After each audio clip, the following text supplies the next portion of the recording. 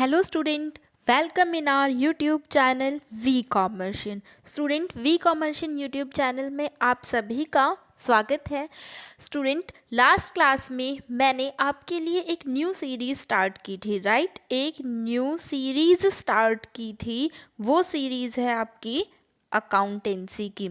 Accountancy में हमने basically NPO chapter start किया था, not for profit organization chapter. उस क्लास में मैंने आपको बताया था कि अब हम क्या करेंगे, ऑल्टरनेट डेज पर करेंगे, बिजनेस का भी करेंगे और अकाउंटेंसी का भी। वन वीडियो आपको बिजनेस स्टडीज़ की मिलेगी, आफ्टर दैट वन वीडियोज़ आप सभी को अकाउंटेंसी की मिलेगी। तो स्टूडेंट दिवाली फेस्टिवल जैसा कि आप सभी अब हो चुका है फिनिश, राइट? मना सेलिब्रेट अच्छे से आई होप आप सभी ने किया होगा। तो उसके बाद एक बार फिर से अपनी स्टडी को कंटिन्यू करते हैं। लास्ट क्लास में बिजनेस स्टडीज़ में हम स्टाफिंग चैप्टर कर चुके हैं।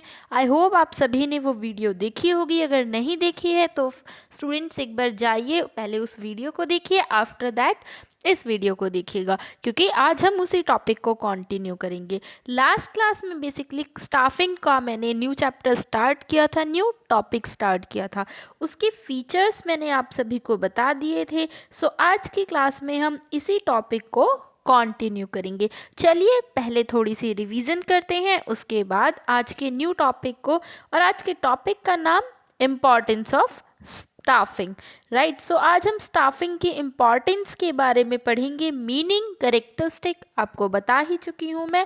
सो उसी टॉपिक को कंटिन्यू करेंगे आज, ठीक है students? So don't without wasting your time, चलिए आज का टॉपिक स्टार्ट करते हैं। बट उससे पहले एक बार फिर से जिस भी स्टूडेंट ने लास्ट वीडियो नहीं देखी है, चलिए उसे स्टाफिंग का मीनिंग थोड़ा सा बताते हैं। आफ्टर दैट हम अपने टॉपिक को कंटिन्यू करते हैं। तो स्टाफिंग मीन्स क्या होता है?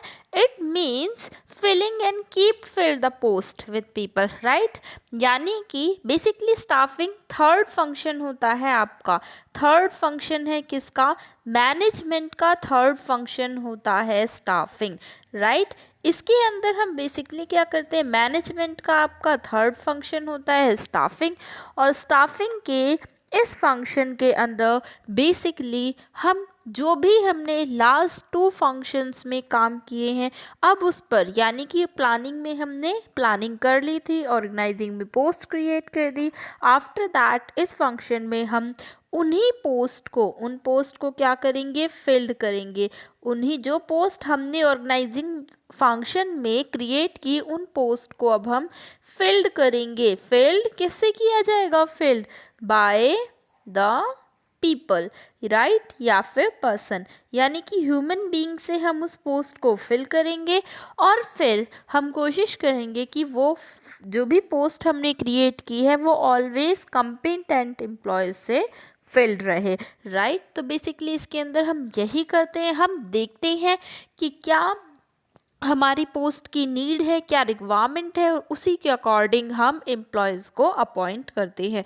तो बताया था मैंने, इसके अंदर कुछ फंक्शंस होते हैं बेसिकली जो परफॉर्म किए जाते हैं, जैसे रिक्रूटमेंट करते हैं, देन सिलेक्शन करते हैं, ट्रेनिंग भी प्रोवाइड कराते हैं, उन्हें प्रमोशन प्रोवाइड कराते हैं, ट्रांसफ़र करते हैं। सो ये कुछ फंक्शंस हैं बेसिकली करते हैं। इन सभी फंक्शंस को वन बाय वन करके फ्यूचर में जो भी वीडियोस आएंगी, फर्दर वीडियोस, उनमें हम डिस्कस करेंगे। सो चलिए आज का टॉपिक, अभी आपको स्टाफिंग समझ आ गया होगा, मीनिंग क्या है?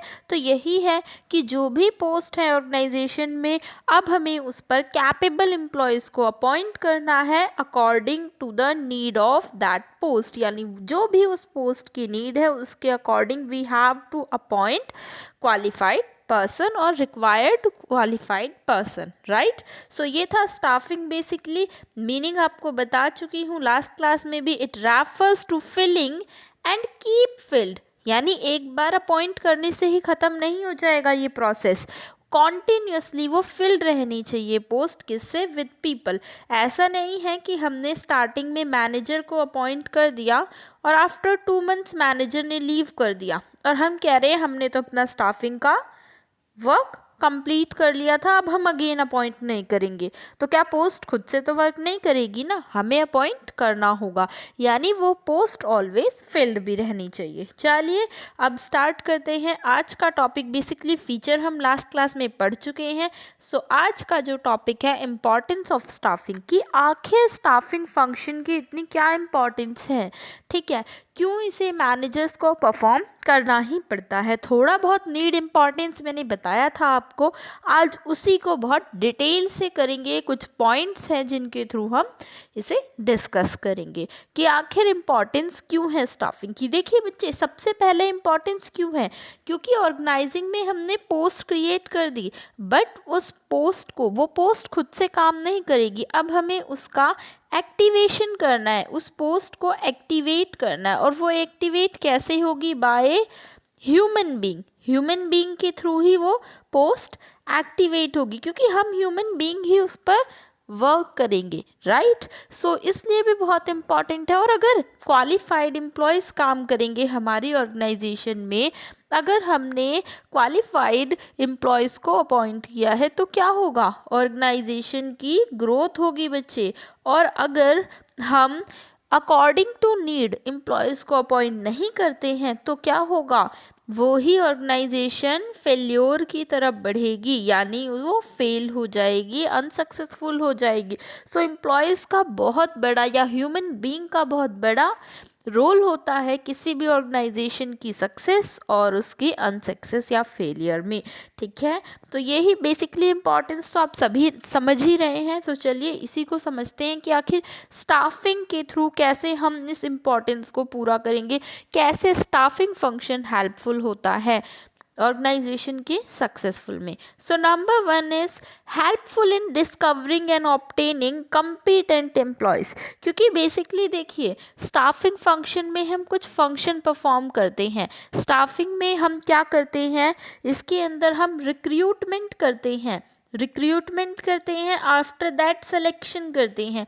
ये जो दोनों ही वर्क हैं, ये जो दोनों ही फंक्शन हैं, इन दोनों फंक्शंस के थ्रू हम क्या करते हैं, डिस्कवर और ऑब्टेन करते हैं कॉम्पिटेंट एम्प्लॉयज़ को, यानी कि जिस एम्प्लॉय की हमें नीड है उस एम्प्लॉय को फाइंड आउट करते हैं, देन उसको हम अपनी ऑर्गेनाइजेशन में रिटेन करते हैं। कैसे, अब आप पूछेंगे मैम ये रिक्रूटमेंट क्या है, सिलेक्शन क्या है। तो देखिए बच्चे, रिक्रूटमेंट का थोड़ा सा आपको बताती हूँ कि आखिर होता क्या है, ठीक है। सो रिक्रूटमेंट में बेसिकली आपका क्या होता है कि हम जो भी एम्प्लॉयज़ हैं, जो भी हमारे ऐसे एम्प्लॉयज़, इंटरेस्टेड एम्प्लॉयज़ हैं, कैंडिडेट है, not employees, right. So candidate को हम अट्रैक्ट करते हैं, अट्रैक्ट करते हैं, यानी कि जो भी पर्सन हमें चाहिए, हम क्या करेंगे, लार्ज पब्लिक को इन्फॉर्मेशन देते हैं कि हमारी कंपनी में इस पोस्ट की रिक्वायरमेंट है, आप सभी जो भी इंटरेस्टेड कैंडिडेट हैं वो अप्लाई करो, ठीक है। वो क्या करो, जिनके पास भी क्वालिफिकेशन है वो पर्सन अप्लाई करें इस पोस्ट के लिए। सो जो हम न्यूज़पेपर में एडवर्टीजमेंट देखते हैं ना, वो जो एडवर्टाइजमेंट होती है वो क्या होती है, रिक्रूटमेंट का ही पार्ट होती है, यानी कि हम इन्फॉर्म कर रहे हैं जनरल पब्लिक को कि हमारे, यानी to inform general public, right, to inform general public, हम उन्हें इन्फॉर्म कर रहे हैं किसी पर्टिकुलर पोस्ट के बारे में कि हाँ हमारी ऑर्गेनाइजेशन में इन लोगों की ज़रूरत है, ठीक है। तो ये हुआ। अब बेसिकली क्या होगा, जो भी इंटरेस्टेड एम्प्लॉय कैंडिडेट हैं वो क्या करेंगे, अप्लाई करेंगे। सो यहाँ पर हमारा एम क्या होता है, ज़्यादा से ज़्यादा लोगों को अट्रैक्ट करना कि वो हमारी ऑर्गेनाइजेशन में अप्लाई करें। सो ये होता है रिक्रूटमेंट। अब रिक्रूटमेंट के बाद नेक्स्ट प्रोसेस क्या होता है, देखिए हमने एडवर्टाइज किया, हमने एडवर्टीजमेंट दी, ठीक है, हमने एडवर्टाइज कर दिया। अब इसके बाद बेसिकली हमारा क्या होगा, जो नेक्स्ट वर्क होगा बच्चे उसके अंदर हम क्या करेंगे, हमने एडवर्टाइज कर चुके हैं। अब जो नेक्स्ट वर्क है उसमें हम इसी एडवर्टाइज में से जितने भी लोगों ने अप्लाई किया है अब उनका टेस्ट करेंगे, यानी कि देखेंगे कि कौन कौन से लोग हैं जो हमारे क्राइटेरिया को फुलफिल कर रहे हैं। आफ्टर दैट हम सेलेक्ट करेंगे, यानी कि पहले लोगों को बोलते हैं कि आप अप्लाई करो, उसमें से फिर हम चूज़ करेंगे कि हाँ ये ठीक पर्सन है, इसे हमें लेना है। सो यही है रिक्रूटमेंट और सिलेक्शन। सो दोनों ही वर्क हेल्प करते हैं किस चीज़ में, कम्पिटेंट एम्प्लॉय को डिस्कवर और ऑब्टेन करने में। और ये दोनों फंक्शन किस में किए जाते हैं, स्टाफिंग के अंदर किए जाते हैं। सो बेसिकली स्टाफिंग क्या करता है, स्टाफिंग हमारा हेल्पफुल होता है ना किस चीज़ को, एम्प्लॉयज़ को डिस्कवर करने में। जैसे कि आप एग्जांपल ले सकते हैं कि आपको एक अच्छे स्कूल में एडमिशन लेना है, ठीक है, आपको एक अच्छे, या फिर आपको आफ्टर 12th कॉलेज में एडमिशन लेना है फर्दर अपने ग्रेजुएशन के लिए आपको एडमिशन लेना है। अब आपके पास बहुत सारे कॉलेजेस की लिस्ट है, बहुत सारे कोर्सेज की भी आपके पास लिस्ट है, राइट। आप क्या करोगे, सबसे पहले आप कोर्सेज ऑन कॉलेजेस, इनकी इंस्टीट्यूट्स की लिस्ट बनाओगी, ठीक है। तो ये तो क्या हो गया, एक तरीके से रिक्रूटमेंट हो गया कि आपने पूरी इंफॉर्मेशन ऑब्टेन कर ली है। समझ लीजिए थोड़ा सा एग्जाम्पल से। अब इसके बाद क्या करोगे, फिर देखोगे कि कौन सा वाला, कौन सी जो कौन सा इंस्टीट्यूट है जो हमारे अकॉर्डिंग है, तो वो हमने क्या किया, सेलेक्ट किया। अब ये तो देखिए हमारे बेसिस पर हमने इंफॉर्मेशन गैदर की बहुत सारे कॉलेजेस की, suppose A B C D 4 है और उसमें से चूज़ किया ये वाला बेस्ट है, ठीक है, ये तो हमने सोचा। लेकिन क्या ऐसा होगा, देखिए अब जब बारी आएगी, ये तो हमने चूज़ कर लिया लेकिन ये स्टाफिंग प्रोसेस नहीं हुआ, ये तो आपने चूज़ किया है। अब बारी आती है, आप एडमिशन लेने के लिए गए, जो भी आपने B कॉलेज चूज़ किया था, कॉलेज ने क्या निकाला, कॉलेज ने अपना प्रोस्पेक्टस इशू किया, कॉलेज ने अपना प्रोस्पेक्टस इशू किया, ठीक है, आपने देखा और अप्लाई कर दिया। अब जब आप ये अप्लाई कर रहे हो, कॉलेज ने उसमें सब कुछ बताया है कि ये कॉलेज है, इतने कोर्सेज हैं, इतनी फ़ीस है, सब कुछ बता दिया। वो अपना क्या कर रहे हैं, एक तरीके से देखिए एडमिशन के लिए अट्रैक्ट कर रहे हैं कैंडिडेट्स को कि ज़्यादा से ज़्यादा लोग, ज़्यादा से ज़्यादा स्टूडेंट अप्लाई करें एडमिशन के लिए। आपने अप्लाई कर दिया, तो ऐसे ही जब कंपनी के पॉइंट ऑफ व्यू से होगा तो वो क्या करेगी, प्रोस्पेक्टस नहीं इशू करेगी, एडवर्टाइजमेंट इशू करेगी कि ज़्यादा से ज़्यादा कैंडिडेट अप्लाई करें।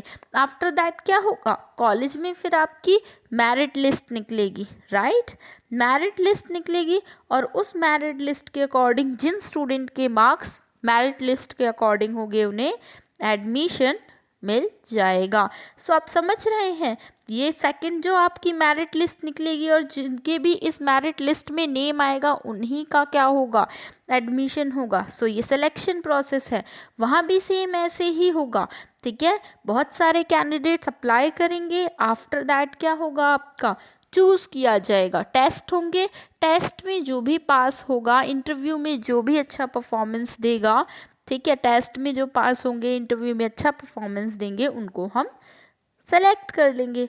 सो बेसिकली इन दोनों वर्क के थ्रू हम क्या करेंगे, हेल्पफुल होगा ये हमारा न्यू एम्प्लॉयज़ को, जो भी रिक्वायर्ड एम्प्लॉयज़ हैं उन्हें फाइंड आउट करने में। सेकंड इसकी इम्पॉर्टेंस क्या है, हेल्पफुल इन बेटर परफॉर्मेंस।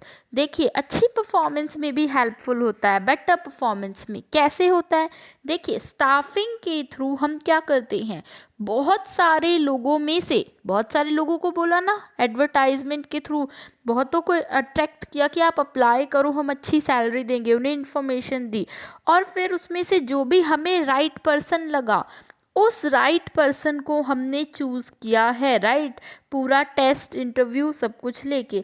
यानी कि स्टाफिंग में हम क्या करते हैं, राइट पर्सन को अपॉइंट करते हैं, कहाँ पर, to appoint right person on right place या राइट जॉब, राइट। सो हम क्या करते हैं, स्टाफिंग का वर्क ही यही है, टू अपॉइंट राइट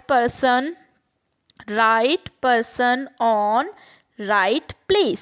सो जब हम राइट पर्सन को राइट प्लेस पर अपॉइंट करेंगे, यानी कि पोस्ट की जो भी नीड है उसके अकॉर्डिंग एम्प्लॉयज़ को अपॉइंट करेंगे, तो क्या होगा, उनकी इफ़िशियंसी, उनकी जो वर्क परफॉर्मेंस है वो इम्प्रूव होगी, राइट। सो उनकी इफ़िशियंसी जो है बच्चे, वो उनकी इफ़िशियंसी क्या होगी, वो इम्प्रूव होगी, और वो कैसी परफॉर्मेंस देंगे, बेटर परफॉर्मेंस देंगे। सो बेसिकली स्टाफिंग हेल्प करता है हमारा किस चीज़ में, अच्छी परफॉर्मेंस देने में, क्योंकि स्टाफिंग में हम क्या करते हैं, जो भी एलिजिबल कैंडिडेट्स हैं, जो भी एलिजिबल पर्सन है, एम्प्लॉयज़ हैं, उन्हीं को अपॉइंट करते हैं, और उसकी वजह से क्या होती है, हमारी परफॉर्मेंस इम्प्रूव होती है। परफॉर्मेंस क्या होती है बच्चे, इम्प्रूव होती है, राइट। सो सेकेंड इम्पॉर्टेंस आपको समझ आए। अब देखिए अगर स्टाफिंग नहीं करते तो जो भी पर्सन आ रहे थे, 3-4 जो भी या 5-6 जो भी नोन में है, उन्हें बुला के उनमें से किसी एक को चूज़ कर लेते, ऑप्शन ज़्यादा नहीं मिलता। अगर उसके पास इतनी क्वालिफिकेशन नहीं होती तब भी हम उसे चूज़ कर लेते, बट यहाँ पे हम बहुत सारे लोगों में से जो भी राइट पर्सन है उसे चूज़ करेंगे, ठीक है, अपनी पोस्ट के अकॉर्डिंग ध्यान रख के ही एम्प्लॉयज़ को बुला रहे हैं, तो यानी कैंडिडेट्स को बुला रहे हैं, तो इट मीन्स हेल्पफुल तो होगा ही। थर्ड आपका फ़ायदा क्या होता है, helpful in continuous survival and growth of the enterprise. कैसे इससे स्टाफिंग फंक्शन से कैसे लगातार ग्रोथ होती है, कैसे एक ऑर्गेनाइजेशन सर्वाइव कर पाती है। तो देखिए, एक ऑर्गेनाइजेशन के अगर हम सर्वाइवल की बात करेंगे बच्चे, तो सर्वाइवल सबसे ज़्यादा किस पर बेस होता है, इस चीज़ पर बेस्ड होता है कि उस ऑर्गेनाइजेशन की फिनेंशियल पोजीशन या फिनेंशियल पोजीशन कैसी है।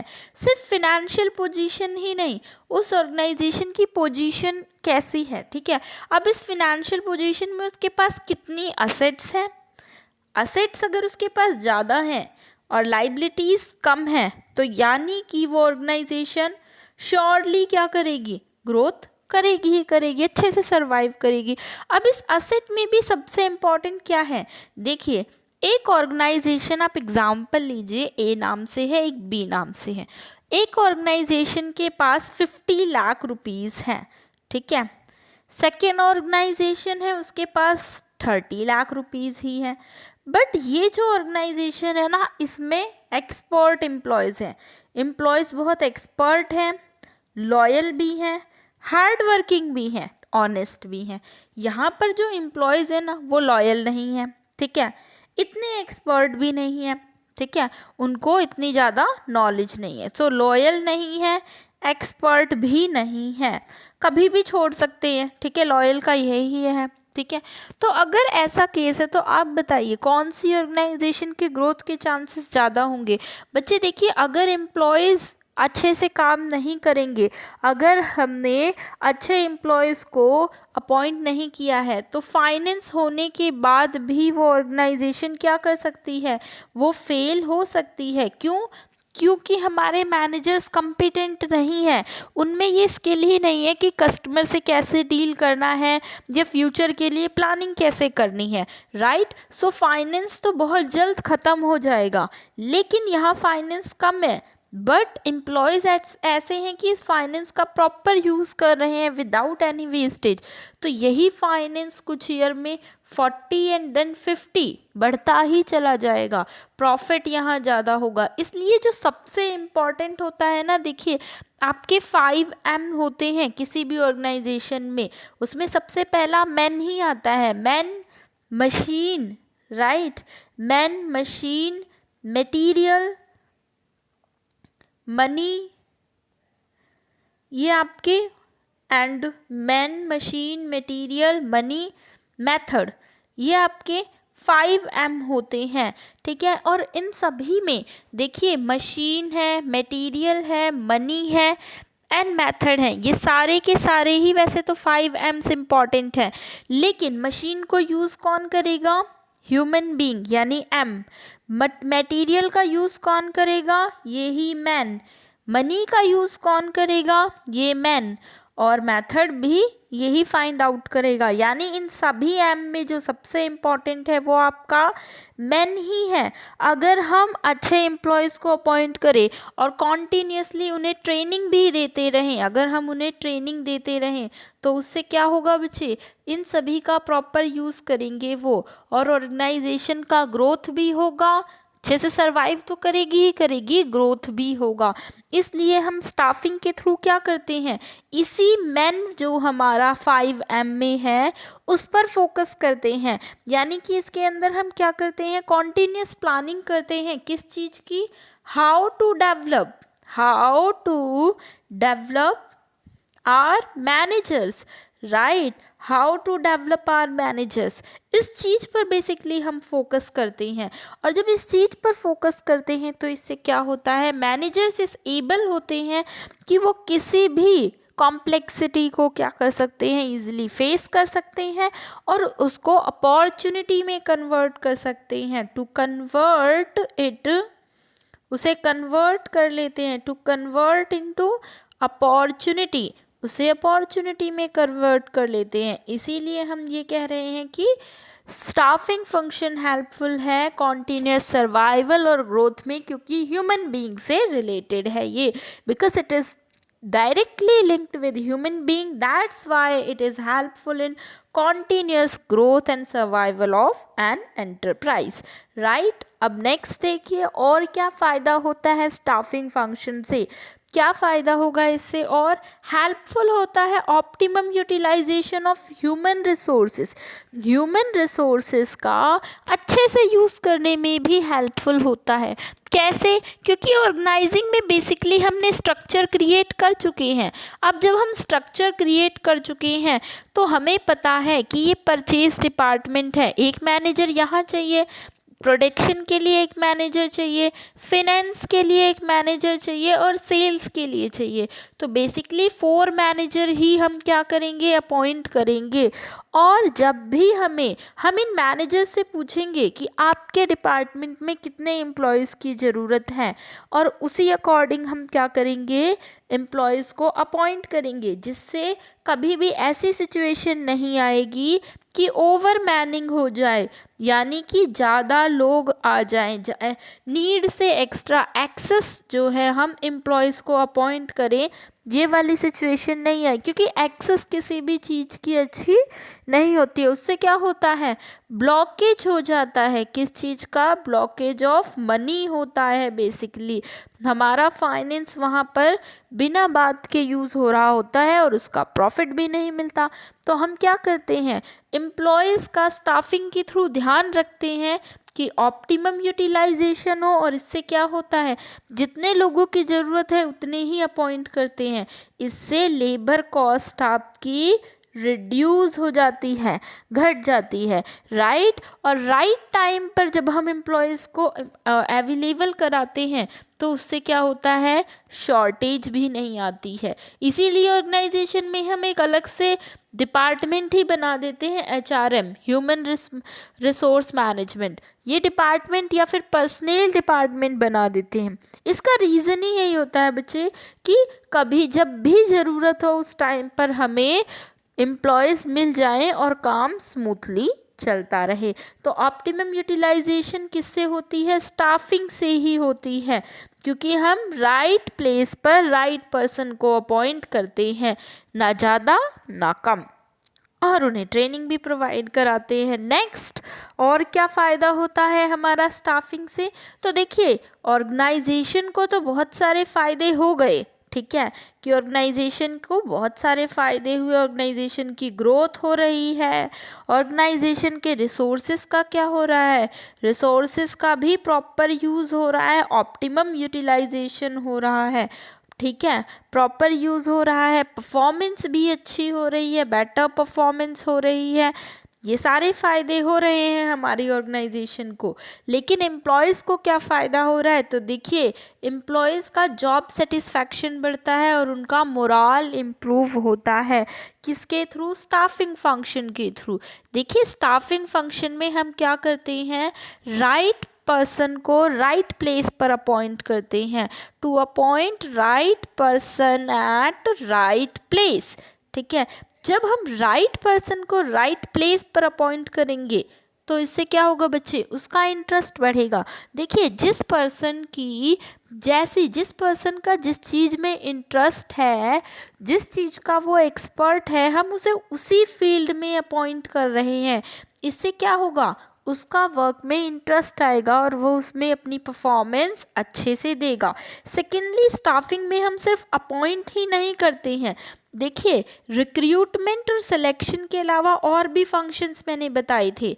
यहाँ ट्रेनिंग भी देते हैं हम एम्प्लॉयज़ को, राइट, उनका प्रमोशन भी करते हैं और क्या करते हैं, ट्रांसफ़र भी करते हैं। तो ये कुछ और फंक्शंस भी हम इसके अंदर ही करते हैं। तो बेसिकली स्टाफिंग के अंदर जब भी हम पॉलिसी बनाते हैं तो कैसे बनाते हैं, पॉलिसी बनाते टाइम हम ध्यान में रखते हैं किस चीज़ को, ह्यूमन के बिहेवियर को कंसीडर करके पॉलिसी बनाते हैं कि हाँ, इनको किस तरीके का एनवायरनमेंट मिलना चाहिए, राइट, कौन कौन सी फैसिलिटी मिलनी चाहिए, प्रमोशन के लिए क्या पॉलिसी। अगर हमारे एम्प्लॉयज़ बहुत कम्पिटेंट हैं तो हम चाहेंगे कि कैसी प्रमोशन पॉलिसी हो, हमारी मेरिट बेस होनी चाहिए, राइट, जो अच्छे से वर्क करेगा उसी बेसिस पर देंगे।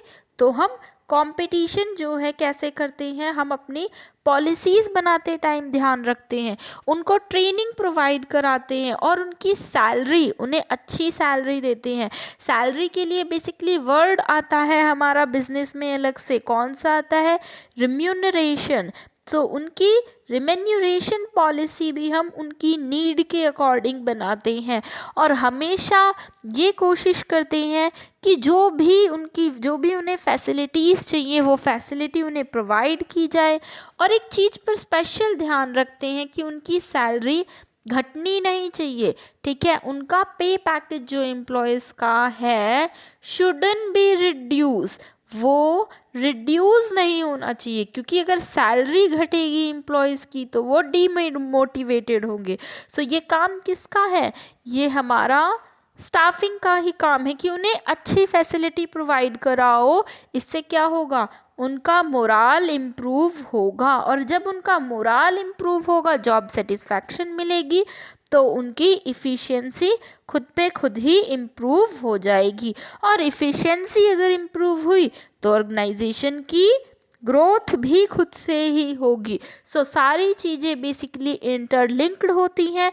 इसीलिए कहते हैं कि स्टाफिंग में आप अपना किस पे फोकस कीजिए, आप अपने एम्प्लॉयज़ पे फोकस कीजिए। जब आप एम्प्लॉयज़ पे फोकस करेंगे तो ऑर्गेनाइजेशन का ग्रोथ खुद ही हो जाएगा। ठीक है, सो ये थे कुछ फ़ायदे हमारे ऑर्गेनाइजेशन के में स्टाफिंग फंक्शन को परफॉर्म करने के। अगर स्टाफिंग फंक्शन परफॉर्म करेंगे तो इस तरीके से बहुत सारे फ़ायदे होते हैं। अगर हम कंक्लूज़न में कहें तो बस इतना ही कहेंगे कि देखिए, कोई भी ऑर्गेनाइजेशन, जो कि मैं इतनी देर से कह रही हूँ, उसकी सक्सेस किस पर डिपेंड करती है बच्चे, तो उसकी सक्सेस बेसिकली डिपेंड करती है टोटली ऑन ह्यूमन बीइंग पे, यानी कि जो भी है ऑन देयर स्टाफ, उनके स्टाफ पे ही बेस्ड होती है।